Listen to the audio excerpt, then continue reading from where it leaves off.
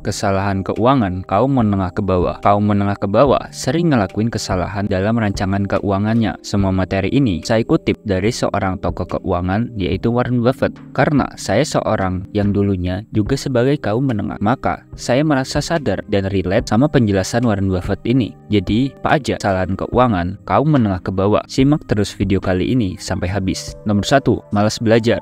Belajar menjadi suatu keharusan supaya kamu bisa mengerti apapun yang kamu mau kuasai, termasuk tentang keuangan. Dua faktor yang bikin kita gagal mengelola uang sekaligus berhasil adalah pendidikan. Misalnya, kamu mau mulai investasi, tapi sayangnya kamu langsung berinvestasi aja tanpa sedikit pun melakukan riset dan persiapan yang matang. Yang buruknya lagi, karena kamu nggak belajar, jadi kamu cuma sekedar ikut-ikutan aja. Sebagai contoh, beli saham A karena lagi naik harganya. Kamu bisa aja salah mengikuti keputusan yang salah mengenai investasi dari temanmu. Beda halnya kalau kamu mau belajar dulu, kamu akan lebih siap, kamu akan lebih tahu mana saran yang harus kamu ikuti dan mana saran yang gak sesuai. Semuanya harus kamu lakuin sendiri dulu. Itulah gunanya pendidikan. Jadi, janganlah kamu malas buat belajar. Hal terbaik yang bisa bikin kamu sejahtera secara keuangan adalah bukan tentang warisan atau sekedar koneksi, tapi tentang seberapa ahlinya kamu dalam menghasilkan uang. Yang kedua, nggak siap beradaptasi sama perubahan. Dunia ini selalu mengalami perubahan, baik cepat ataupun lambat, dan itu tidak bisa kita kontrol. Yang bisa kita kontrol adalah diri kita.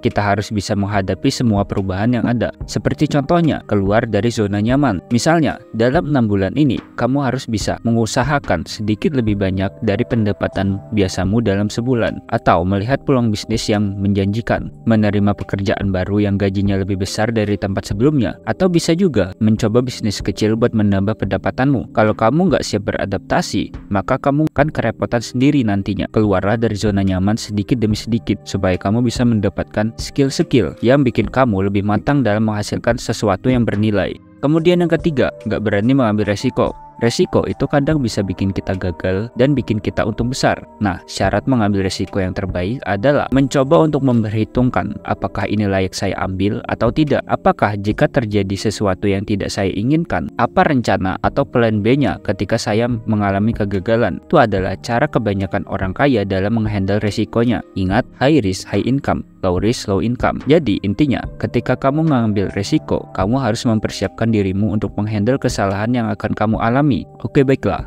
Untuk saat ini, 3 kesalahan aja yang harus kamu pahami. Saya harap kamu bisa merenungi 3 hal ini dengan baik dan cobalah buat memulai memperbaikinya.